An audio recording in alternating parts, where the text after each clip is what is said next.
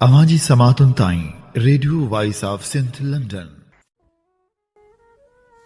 अॼु जे हिन जदीद दौर में जॾहिं सचाई जा सॾ वर्णाइण लाइ केर बि तयारु कोन्हे, जॾहिं आवाम जे अहजनि खे लिकायो वञे थो ऐं जॾहिं कूड़ खे आम कयो वञे थो, तॾहिं radio voice of Sindh London Sindh समेत दुनिया जे मसलूम माण्हुनि जो आवाज़ बणिजे थो।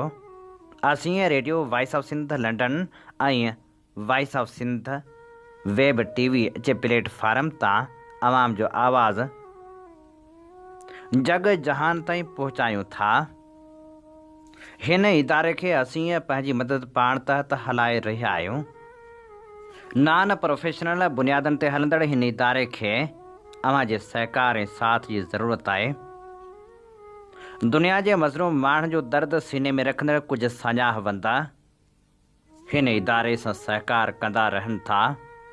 असांखे साथ ऐं माली सहकार जी ज़रूरत आहे। जेकॾहिं अव्हीं माली सहकार वसीले भरजला बणजणु चाहियो था त असां सां ईमेल वसीले राब्तो कयो। ईमेल आहे info@radiovoiceofsindh.com या वरी रेडियो जे प्रोग्रामनि जे बैनर ते लिखियल पते ते या फ़ोन नंबर वसीले असां सां राब्तो करियो। असांजे यूट्यूब चैनल खे ज़रूरु सब्सक्राइब करियो। उन सां गॾोगॾु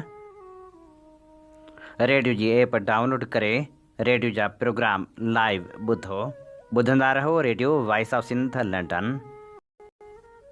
21 फरवरी 2026 छंछर जे ॾींहुं प्रोग्राम मंज़रनामो साण करे आऊं अव्हां जी ख़िदमत में हाज़ुर आहियां, जो पंहिंजो मेज़बान हबीब लगारी।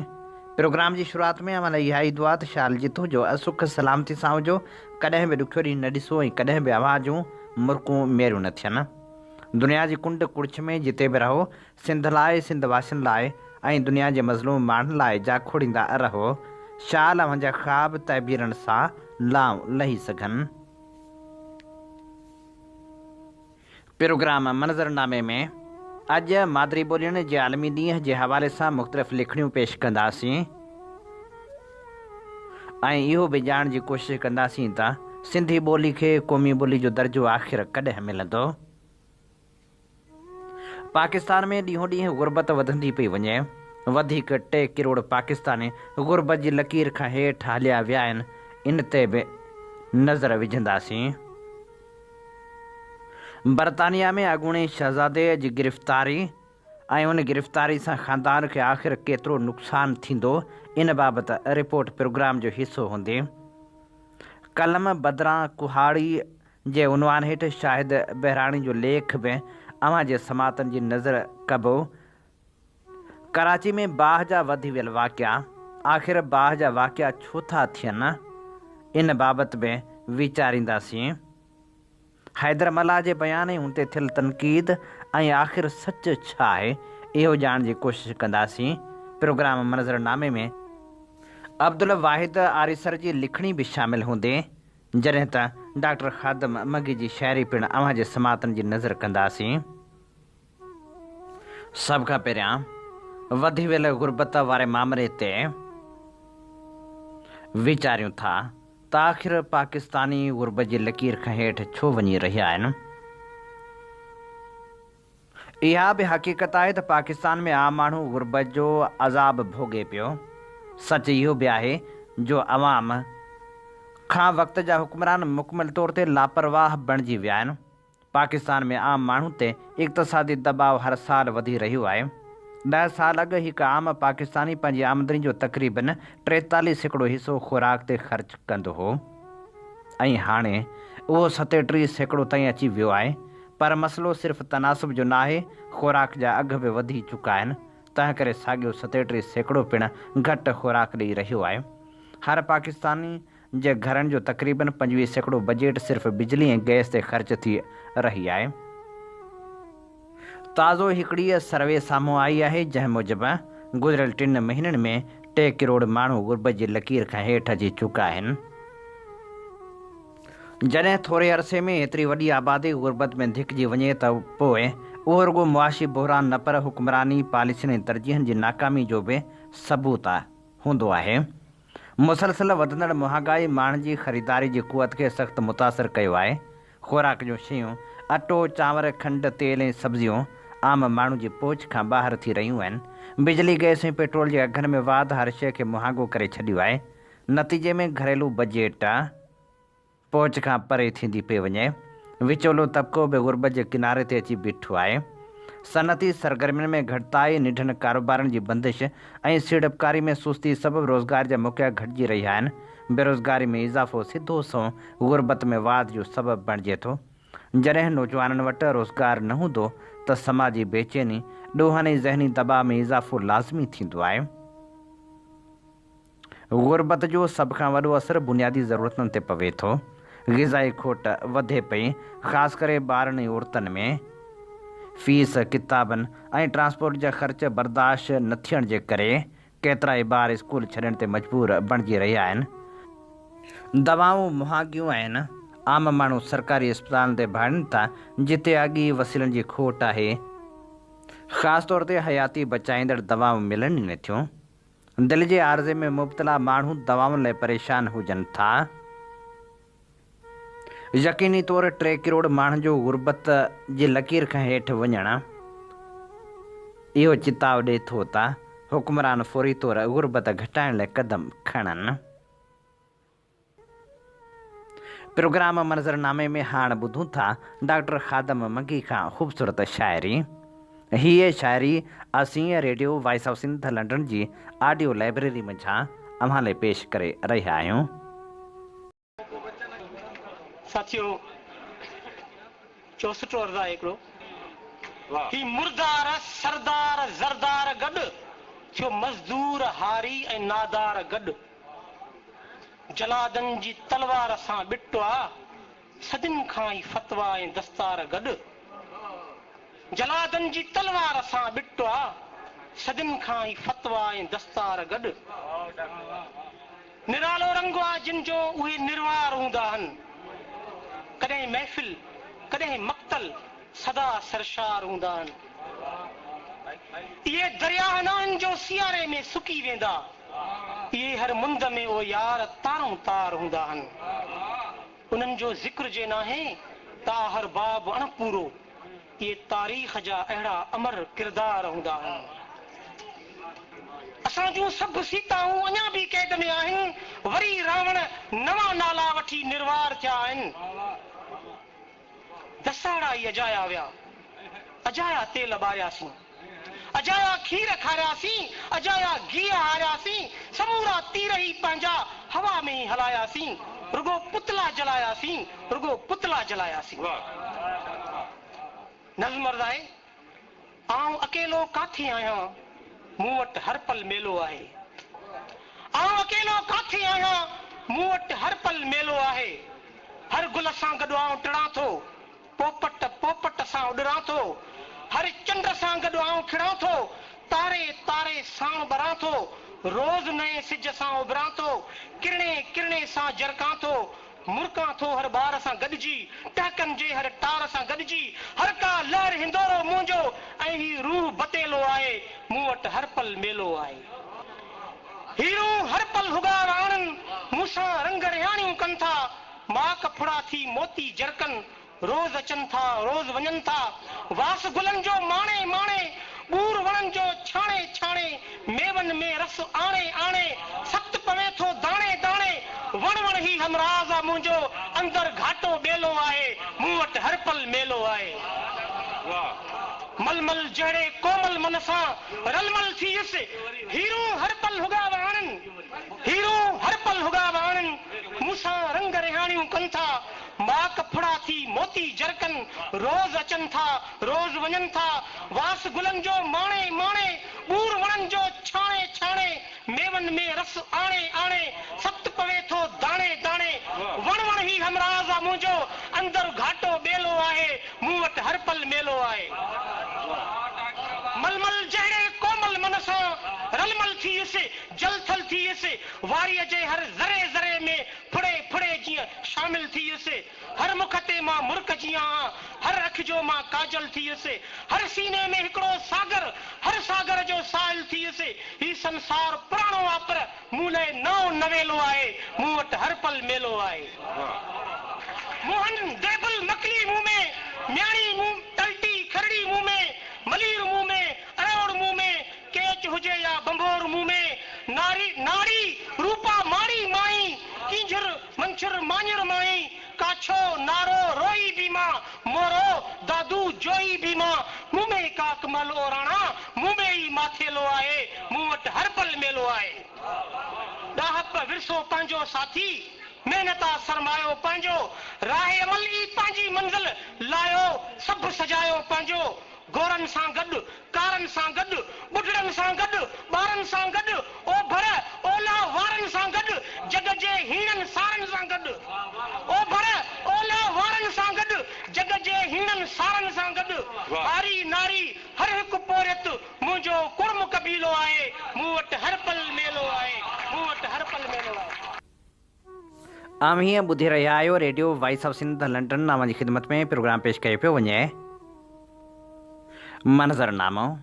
मंज़रनामे साण आऊं अव्हांजी ख़िदमत में हाज़िर अव्हांजो पंहिंजो मेज़बान हबीब लगारी। जीअं तव्हीं ॼाणो था त असीं radio voice of Sindh London तां अव्हांजी ख़िदमत में उहे प्रोग्राम पेश कंदा आहियूं जिन में सचाई जा सॾ हूंदा आहिनि, जिन में तारीख़ जा अमल वर्क हूंदा आहिनि। असीं चाहियूं था हीअ सफ़र सफलता माणे, जंहिं लाइ असांखे अव्हांजे साथ ऐं सहकार जी ज़रूरत आहे। अचो इन सफ़र में असां सां हमक़दम बणिजो।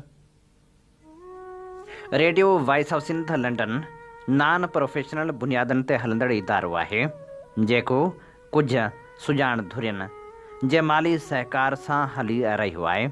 असांखे अव्हांजे साथ ऐं सहकार जी ज़रूरत आहे। अचो हिन सफ़र में असां सां हमक़दम बणिजो, असांजो माली सहकार करियो त जीअं radio voice of Sindh London पाण भरो थी सघे। उन सां गॾो गॾु असांजे यूट्यूब चैनल खे सब्सक्राइब करणु न विसारियो। STP जैगवान हैदर मलाह जे फेसबुक ते रखियल इन्हनि सिटनि ही सिंधाए साईं, शराब पी होटल जी कढ़ाई खाई को हार्ट अटैक में लीडर मरे त शहीद। इन नए बहस खे छेड़े छॾियो आहे।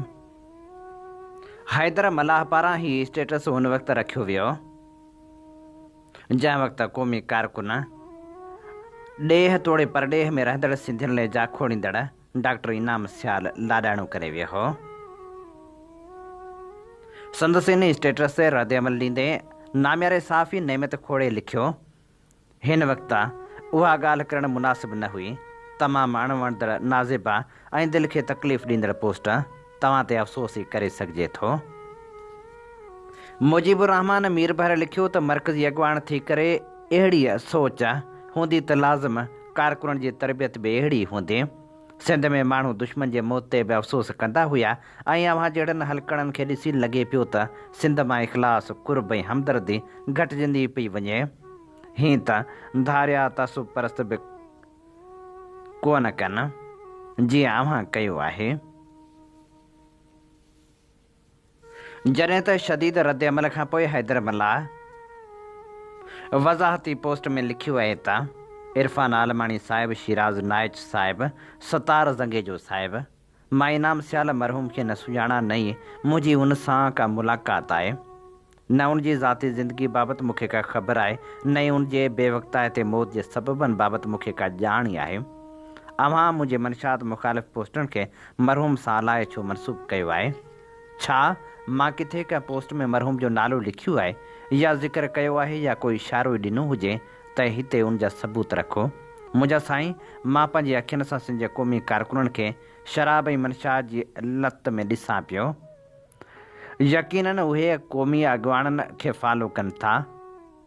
के क़ौमी अॻवान त किताबनि में मद बाबति पना कारा करे विया आहिनि, के रोज़ सोशल मीडिया ते पिया थेड़ खाइनि। अॻु असांजा अॻवान उनखे ऐब सम्झंदा हुआ। शराब पीअण खे हाणे फैशन में शुमार कयो वञे थो। नतीजे में सिंध जे क़ौमी कारकुन जी अक्सरियत अॼु उन इलत जो शिकार आहे।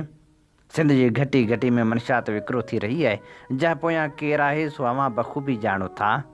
मुंहिंजे मनशियात ख़िलाफ़ लिखण सां जेकॾहिं हिकु बि क़ौमी कारकुन शराबी मनशा जी इल्लत खां पाण खे आजो करे थो त उन अमल ते त अव्हांखे ख़ुशि थियणु घुरिजे। मुंहिंजे पोस्टनि खे तकरारी करण में साफ़ी इरफ़ान आलमाणी साहिब किरदारु अदा कयो।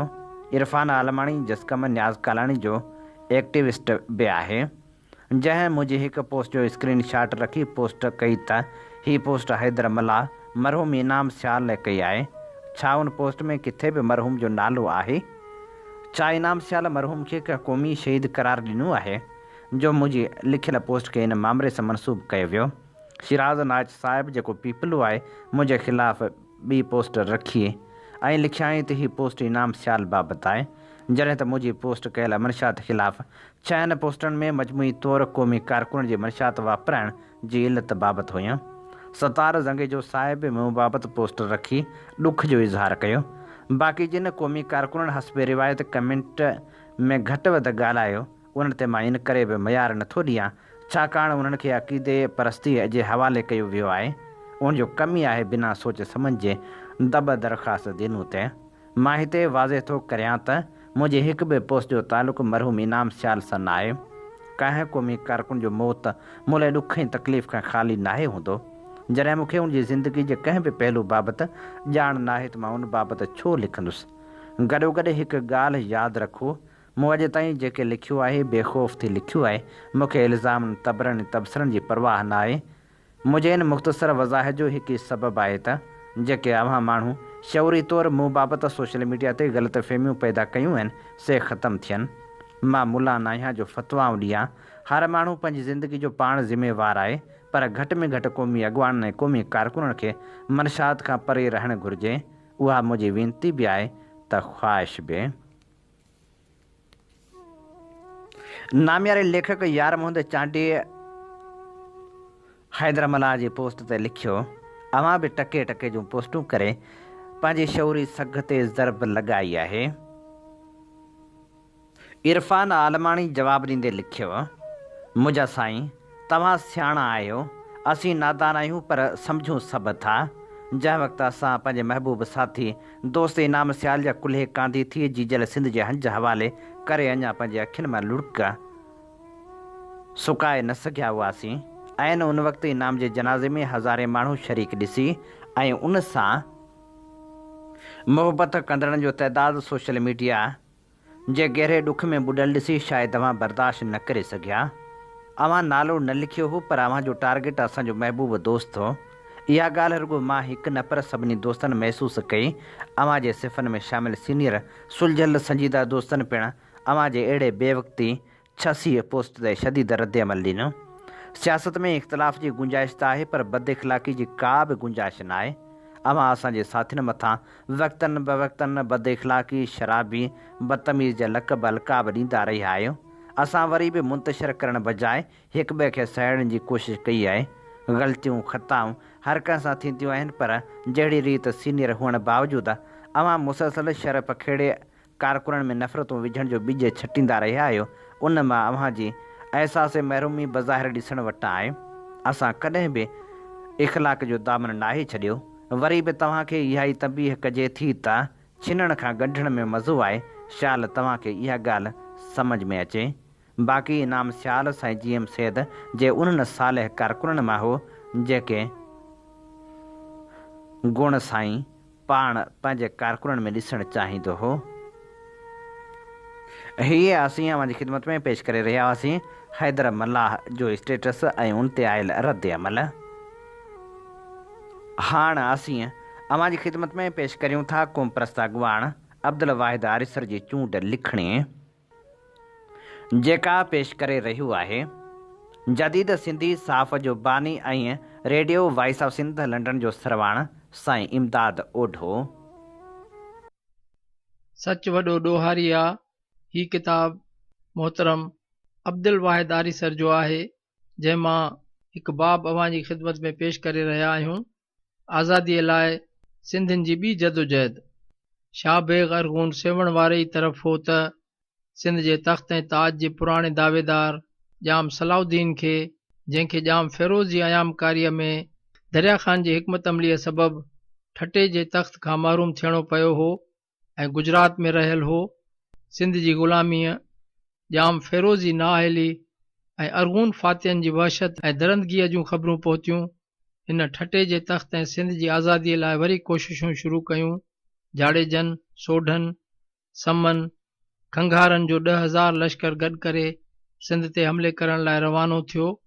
जाम सलाउद्दीन जी हिन कोशिश जे बारे में तारीख़ सिंध जो मुसनिफ़ एजाज़ुल हक़ कुदूसी लिखे थो त सिंध जे उन्हनि क़बीलनि जाम सलाउद्दीन खे हिन करे पंहिंजे उमेदनि जो मर्कज़ बनायो जो हू समा ख़ानदान जो फ़र्दु हो। जेसिताईं हिन ऐं जाम फ़िरोज़ जी वेढ़ हलंदी रही तेसीं ताईं ही क़बीला दरिया ख़ान जहिड़े मुहिबे वतन जे करे जाम फ़िरोज़ जी तरफ़ हुआ। पर दरिया ख़ान जी शहादत खां पोइ जाम फ़िरोज़ जो सिंध जी ग़ुलामीअ ते राज़ी थी वियण उन्हनि क़बीलनि खे कीन आड़ियो। हाणे इन्हनि क़बीलनि चाहियो थिए त कहिड़े बि नमूने मुल्क खे गैरनि जी ग़ुलामीअ खां आज़ादी नसीब थिए। हक़ीक़त हीअ आहे त सिंध जे मुहिबे वतन अवाम सम्झो थिए त आज़ाद सिंध जी गिचीअ में ग़ुलामीअ जो गठु विझण जा ज़िम्मेवार शाह बेग अरगून ऐं जाम फ़िरोज़ हुआ।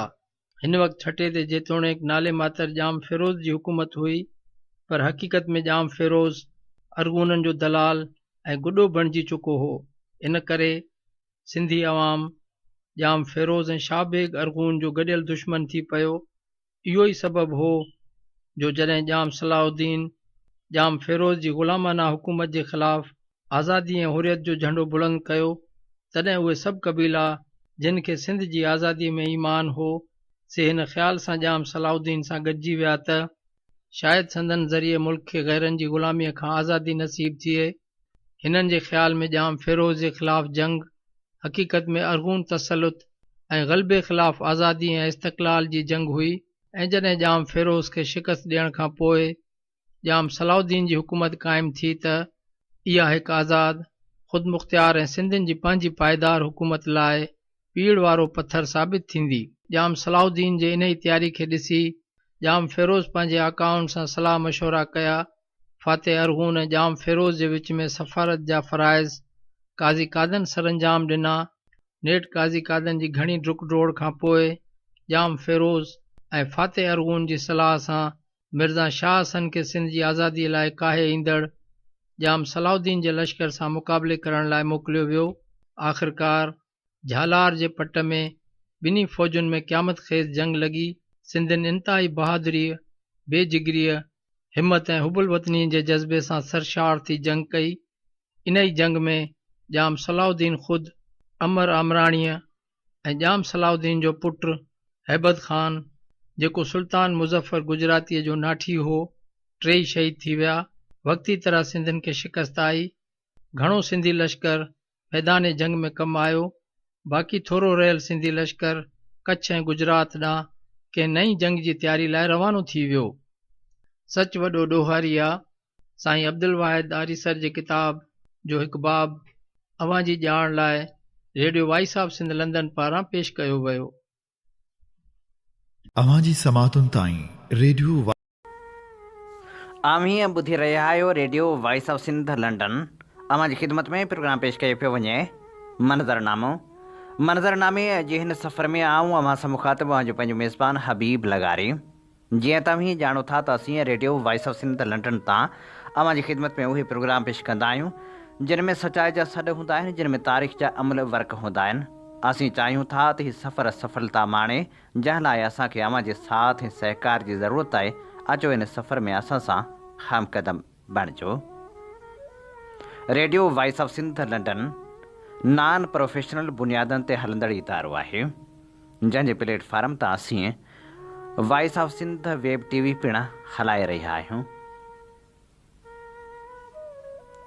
हिन इदारे खे असीं कुझु सुञाण दोस्तनि जे सहकार सां हलायूं पिया। असांखे अव्हां जे माली सहकार जी ज़रूरत आहे। अचो हिन सफ़र में असां सां बाह ॿेली बणिजो। Radio voice of Sindh London तां असीं अव्हां जी ख़िदमत में पेश कंदा आहियूं तजज़ियनि, तबसरनि ऐं मुख़्तलिफ़ लेखकनि जे लिखणियुनि तोड़े शाइरी ते ॿधल प्रोग्राम मंज़रनामो। उन सां गॾोगॾु असीं प्रोग्राम पेश कंदा आहियूं ख़बरुनि जी दुनिया, जंहिंमें जग जहान जूं ख़बरूं हूंदियूं आहिनि। असीं बणिजंदा आहियूं मज़लूम माण्हुनि जो आवाज़। अवां ताईं पहुचाईंदा आहियूं उहे ख़बरूं जेके ॿिया इदारा नशर करण खां बि डिॼंदा आहिनि, जेके ख़बरूं कुझु मुफ़ादनि जी नज़र थी वेंदियूं आहिनि ऐं दुनिया जी कुंड कुड़िच ताईं पहुची न आहिनि सघंदियूं। असीं radio voice of Sindh London तां सियासी, समाजी ऐं अदबी तक़रीबनि जो मुकमल रिपोर्टूं ऐं रिकॉर्डिंग पेश कंदा आहियूं। जेकॾहिं अव्हीं असांजा गुज़िरियल प्रोग्राम ॿुधणु चाहियो था त असांजे YouTube channel voice of Sindh news ते वञी ज़रूरु ॿुधो। उन सां गॾोगॾु असांजे यूट्यूब चैनल खे सब्सक्राइब करणु न विसारिजो। कराची में बाहि जा वाक़िया छो था थियनि? आख़िर छाजे करे इंतिज़ामिया बाहि वाक़िअनि ते ज़ाब्तो आणण में मुसलसिल नाकाम नज़र अचे थी? अञा त गुल प्लाज़ा जे धमाकनि जी गूंज बि गुम न आहे थी। कराची जी गुचियल आबादी वारे इलाइक़े जे रहावासियुनि जे ज़हननि ते ख़ौफ़ ऐं गैर यकीन जा कारा बादल अञा छायल आहिनि त कराची जी सोल्जर बाज़ार जी हिकु कॉलोनी में रिहायशी इमारत में थियल धमाके जे नतीजे में 16 माण्हू अजल जो शिकार बणिजी विया। कराची जेको हाणे इमारतनि जे झंग में तब्दील थी वियो आहे, गुचियल आबादी वारनि रिहायशी इलाइक़नि में इमारतनि खे बाहि लॻण जा वाक़िया हाणे हादसा न आहिनि रहिया पर हिकु ख़तरनाक रुझान बणिजी विया आहिनि। कॾहिं बिजली मां बाहि लॻे थी त कॾहिं गैस इमारतनि खे साड़े राख करे थो छॾे। पर असल सबबु त मुजरमानी गफ़लत आहे, बद इंतिज़ामी आहे ऐं रियासती नाअहली आहे। इहो को राज़ नाहे त अक्सर बाहि जा वाक़िया उन्हनि इमारतनि में पेश अचनि था जेके गैर क़ानूनी तौरु तामीर कयल आहिनि या तामीराती ज़ाब्तनि जी भंजकड़ी करे जोड़ियूं वियूं आहिनि।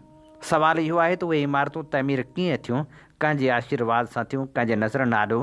हिते आङुर सिधी तरह जेकॾहिं खणिजे त सिंध बिल्डिंग कंट्रोल अथॉरिटी ॾांहुं वञे थी, जेका क़ानूनी तौरु शहर जे इमारतनि जी निगरान आहे पर अमली तौर ते बेअसर नज़र अचे थी। जेकॾहिं हीअ इदारो पंहिंजो कमु ईमानदारी सां करे हा त अॼु कराची में गैर महफ़ूज़ इमारतनि जो ॼार न पखिड़िजे हा। हाणे ज़रूरत इन ॻाल्हि जी आहे त हर नई ऐं पुराणी इमारत लाइ फायर सेफ्टी सर्टिफिकेट लाज़मी करार ॾिनो वञे। जदीद fire detection system, gas leakage sensor ऐं सेंट्रल मॉनिटरिंग निज़ाम खां सवाइ कंहिं बि इमारत खे रिहाइश या कारोबार लाइ इजाज़त न हुजे। फायर ब्रिगेड ऐं रेस्क्यू सर्विसिस खे जदीद बणाइण पिणु वक़्त जी अहम ज़रूरत आहे। हिफ़ाज़ती सामान, ड्रोन मॉनिटरिंग ऐं डिजिटल एमरजेंसी रिस्पांस सिस्टम मुतारिफ़ कराया वञनि। अमले जी बाक़ाइदा तरबियत ऐं मश्कूं यकीनी बणायूं वञनि। एमरजेंसी जे वक़्त ते मिंटनि जी देरि बि जानी नुक़सान में वाध जो सबबु बणिजे थी। साॻे वक़्तु अवामी शऊर बि वधाइणो पवंदो। रहवासियुनि खे बिजली ऐं गैस जे महफ़ूज़ इस्तेमालु बाबति आगाही ॾिनी वञे। रिहायशी इमारतनि में सालियानी सेफ्टी ऑडिट लाज़मी बणाई वञे। कानून सिर्फ़ु किताबनि में न पर सरज़मीन ते बि लागू थियणु घुरिजे, तॾहिं घटि में घटि इमारतूं महफ़ूज़ बणिजी सघनि थियूं। प्रोग्राम मंज़रनामे में हाणे बरतानिया में गिरफ़्तार थियल अॻूणे शहज़ादे जी गिरफ़्तारी वारे मामले ते नज़र विझूं था। बरतानवी बादशाह जे भाउ ऐं अॻूणे शहज़ादे एंड्रयू जी गिरफ़्तारी शाही ख़ानदान खे केतिरो नुक़सानु पहुचाए सघे थी। जॉनी डेमंड जी हीअ रिपोर्ट असीं BBC उर्दू जे ताउन सां अवां जे समातनि जी नज़र करे रहिया आहियूं। महल शाही ख़ानदान ऐं बादशाहत लाइ हिन वाक़े जो नतीजो ख़राब खां सवाइ ॿियो छा थी सघे थो? प्रिंस एंड्रयू खे गिरफ़्तार कयो वियो। खेसि संदसि घर मां गिरफ़्तार कयो वियो। संदसि तस्वीरूं कढियूं वियूं ऐं आङुरियुनि जा निशान पिणु वरिता विया। पोइ खेसि आज़ादु कयो वियो पर संदसि ख़िलाफ़ जांच जो सिलसिलो जारी रहंदो। महज़ कुझु ॾींहं अॻु ताईं हू उहो शख़्स हो जेको वंडसर ग्रीट पार्क में 30 कमरनि ते ॿधल शानदार शाही लाज में रहंदो हो। कुझु हफ़्ता अॻु ताईं हूअ शहज़ादो एंड्रयू हो जेको शाही महल ताईं बयान जारी करे रहियो हो ऐं पंहिंजी अवामी ख़िदमत ऐं बेगुनाही जो ऐलान करे रहियो हो। कुझु महीना अॻु हू वेस्ट मिनिस्टर कैथेड्रल जे ॾाकड़ियुनि ते डिचेस ऑफ कैंट जे आख़िरी रस्मनि जे मौक़े ते ख़ानदान जे ॿियनि फ़र्दनि सां गॾु नज़र आयो हो ऐं 2011 में तिजारती सफ़ीर जे उहिदे तां इस्तीफ़ा ॾियण खां पोइ बि केतिरनि सालनि ताईं हुन शाही महल खे पंहिंजी सीड़पकारी मनसूबे पेचेट पैलेस जे पस मंज़र तौरु इस्तेमालु कयो। हिन वक़्तु बादशाह जी हैसियत सां कंहिंखे बि हसद न थींदो संस हामी उन्हनि क़दमनि ॾांहुं इशारो कनि था जेके हुन अॻी खणी छॾिया आहिनि, जहिड़ोकि पंहिंजे भाउ खां लक़ब ऐं घर वापसि वठणु ऐं कंहिं बि क़िस्म जी जांच में मुकमिल ताउन जो वाइदो करणु। हामी उन रफ़्तार ऐं पुख़्तगी ॾांहुं इशारो कनि था जंहिंसां बादशाह हींअर ताईं कार्रवाई कई आहे ऐं उहे उन बयान ॾांहुं बि ध्यानु छिकाइनि था जेको एंड्रयू माउंट बेटन विंडसर जी गिरफ़्तारी खां कुझु कलाक पोइ जारी कयो हो। उहो अहिड़ो बयानु हो जंहिंमें बादशाह ऐं एंड्रयू जे खूनी रिश्ते जो हिकु भेरो बि ज़िक्र न कयो वियो, जिते हुन एंड्रयू माउंट बेटन विंडसर ऐं अवामी उहिदनि जे ग़लति इस्तेमालु बाबति पंहिंजी सख़्त ॻणती ज़ाहिर कई। उते हुन चयो त इख़्तियारनि खे असांजो मुकमिल ऐं दिलि सां ताउन हासिलु आहे। संदसि दिफ़ा कंदड़नि जो चवणु आहे त उहो इन ॻाल्हि जो सबूत आहे त बादशाह पंहिंजी ख़ानदानी वफ़ादारी खे हिकु पासे रखियो आहे। बादशाह जी सवाने निगार ऐं दोस्त जोनाथन शाही ख़ानदान ऐं बादशाह विच में हद जी वज़ाहत कई। हुन गिरफ़्तारी बाबति चयो, मां नथो सम्झां त उन सां बादशाहत खे नुक़सानु पहुचंदो। मुंहिंजे ख़्याल में असांखे ख़ानदान जे तस्वर खे बादशाहत जे इदारे खां अलॻि ॾिसणो पवंदो। इहो तमामु अहम आहे छाकाणि त उन्हनि ॿिन्ही खे गॾु करणु तमामु आसान आहे।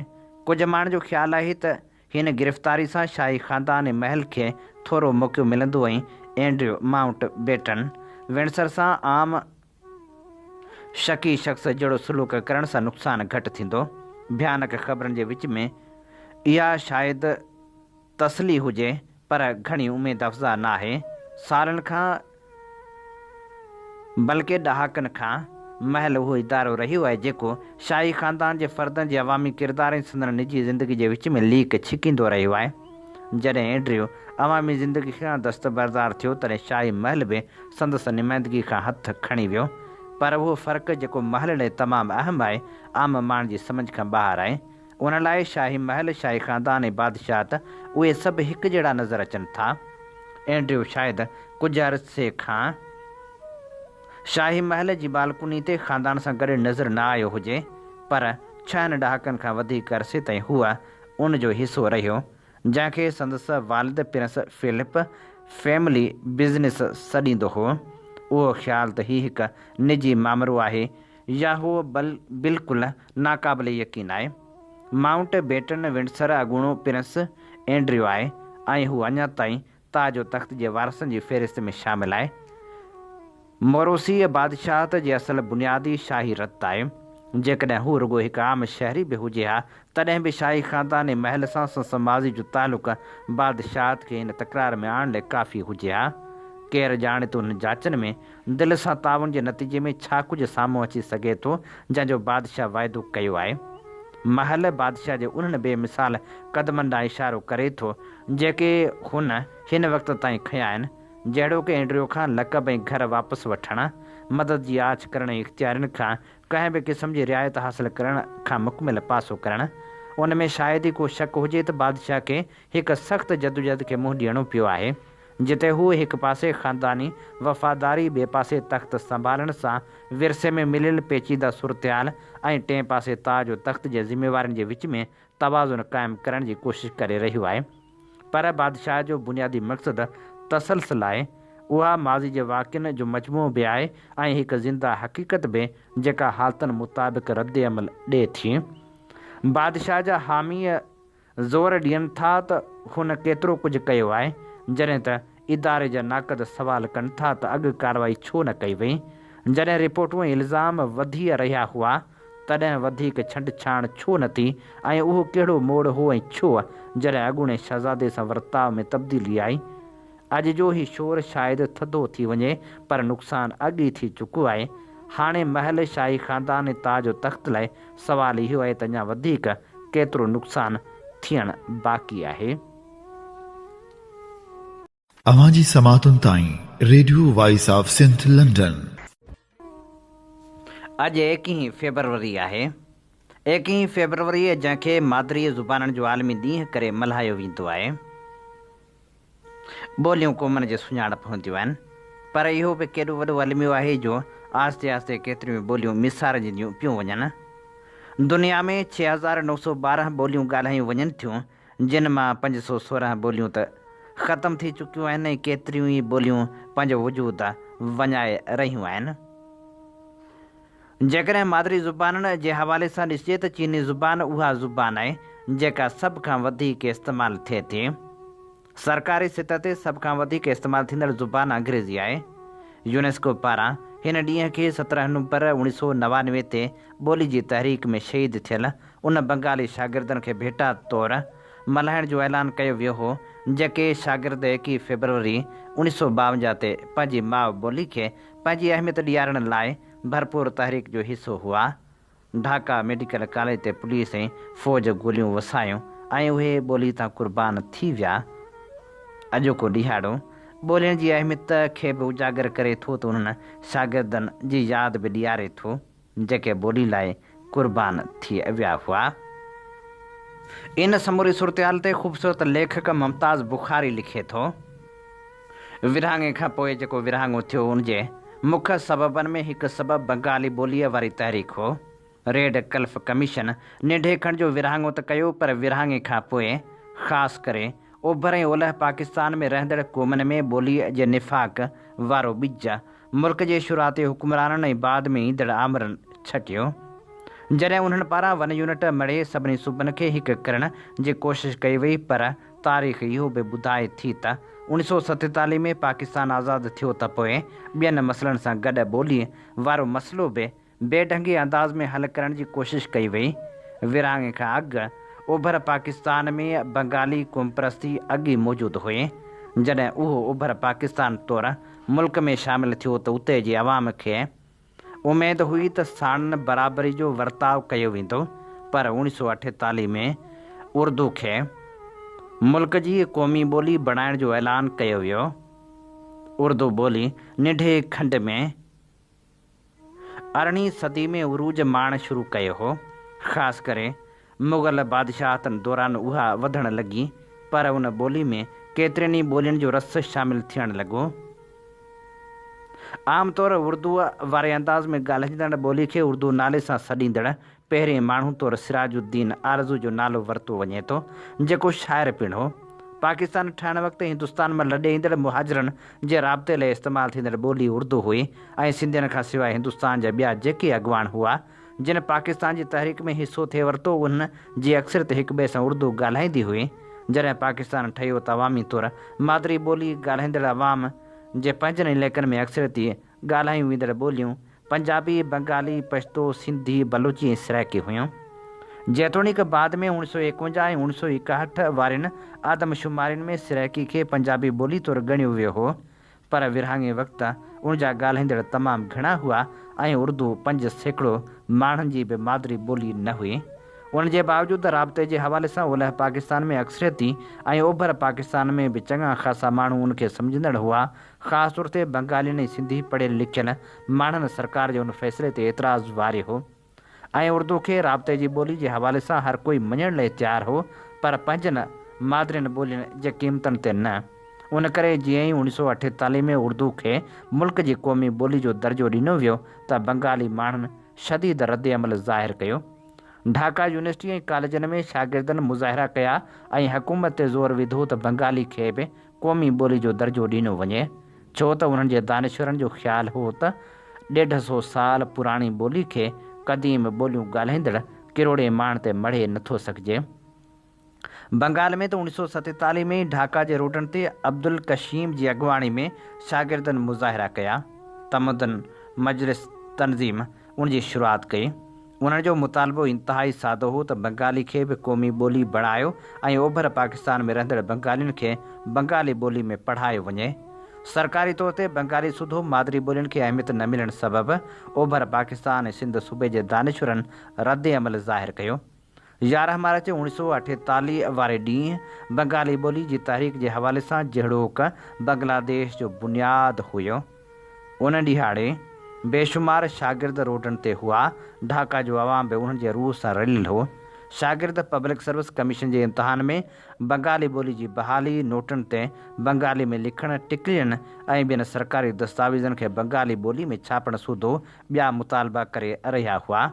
शागिर्दनि जी उन तहरीक में चोटी जा बंगाली सियासतदान शेख मुजीबुर रहमान, शमसुल हक़ ऐं ॿिया बि शामिल हुआ जिन खे गिरफ़्तार कयो वियो।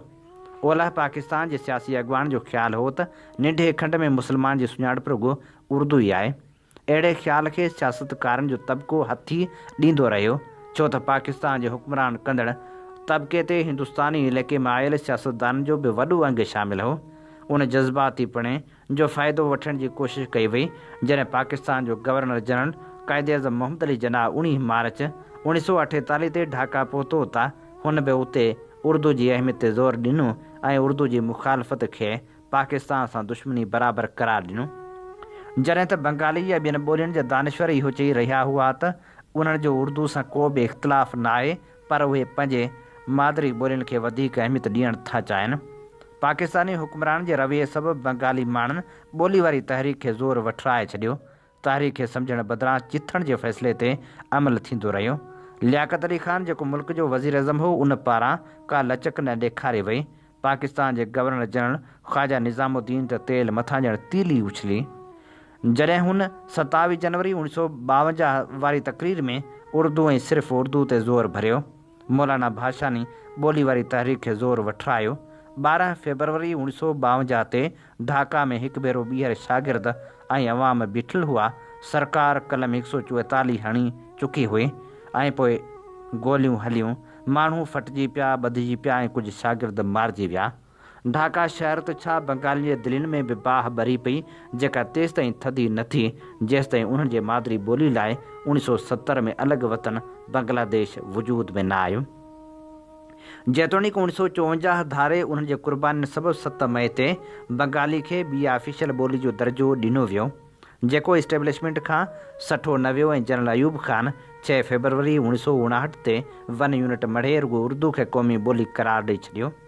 वन यूनिट ख़िलाफ़ ॿोलीअ जे बुनियाद ते रुॻो बंगालियुनि न पर सिंधियुनि बि भरपूर जदोजहद शुरू कई, जेका कामयाबु वई। सिंध जे अदीबनि समूरनि ॿोलियुनि खे क़ौमी ॿोली जो दर्जो ॾियण जी जदोजहद कई। बांग्लादेश धार थियण खां पोइ ऐं सिंध में सिंध जे सुञाण हल्के अदीबनि ऐं क़ौमप्रस्तनि पंहिंजे मुतालबे तां अॼु ॾींहं ताईं हथु नाहे खयो। सिंधी खे क़ौमी ॿोली जो दर्जो ॾियारण लाइ सिंध अंदरि मुख्य प्लेटफार्म सिंधी अदबी संगत रही आहे, जंहिंजी उन जदोजहद खे सिंधी क़ौमप्रस्त सियासी जमायतनि बि पंहिंजी जदोजहद ऐं क़ौमी मुतालबे में शामिलु कयो। सिंध जे बाशूर तबिके सिंधी ॿोलीअ जे क़ौमी ॿोली तौरु मइता लाइ भरपूर कोशिशूं कयूं। वन यूनिट जे ख़ात्मे ऐं मादरी ॿोलियुनि जी बहाली लाइ सिंध मरकज़ी हैसियत इख़्तियार कई। वन यूनिट टुटण बाद बि सिंधी अदीबनि ऐं बाशूर तबिके सां क़ौमप्रस्त सियासतदान बि हम ख़्याल थी विया। अदबी संगत पारां ऑफिसनि में सिंधी लिख पढ़, रेलवे स्टेशन सूधो, मुख़्तलिफ़ हंधनि ते सुञाणप लाइ लॻंदड़ बोर्डनि ते सिंधी में लिखणु सूधो। सिंधी ॿोली क़ौमी ॿोली जदोजहद जारी रखी। 1971 में सिंधी ॿोली जे हवाले सां एहतजाज शुरू थिया। उन बाद सिंध में सिंधी माण्हुनि ॿोली लाइ सरकार ते दबाव वधाए छॾियो। 1971 में मुमताज़ भुट्टे जी वॾ वज़ारत वारे दौर में ऐलान कयो वियो त सिंधी जी वन यूनिट खां अॻु वारी सूबे में हैसियत बहाली कजे थी। तंहिं ते उर्दू ॻाल्हाईंदड़नि मुखालफ़त कई। उन्हनि पारां कराची में एहतजाज कया विया। 1972 में ॿोली जो बिल आंदो वियो, पर 70 वारे ॾहाके खां पोइ सिंधी ॿोली जे हवाले सां सिंध जे माण्हुनि हुक्मरान तबिके जे पॉलिसियुनि खे रद्द कयो। अञा ताईं सिंध जा माण्हू मुख्य ॿोलियुनि खे क़ौमी ॿोली जो दर्जो ॾियारण लाइ आवाज़ उथारिनि था ऐं इहो ई मुतालबो कनि था त सिंधी समेत समूरियुनि मादरी ॿोलियुनि खे क़ौमी ॿोलियुनि जो दर्जो ॾिनो वञे। इन ते प्रोग्राम मंज़रनामे जो वक़्तु पुॼाणी ते पहुचे थो। पंहिंजे मेज़बान हबीब लगारी खे इन साॻी दुआ सां ॾींदा इजाज़त। वसे भिट तुंहिंजी भलारा सदा सदा देस परदेस सारा वसन, कॾहिं सिंध सिंजी न मेरी थिए, कॾहिं मोड़ कंहिंजा न मुरझाइजनि। अवां जी समातुनि ताईं radio voice of Sindh London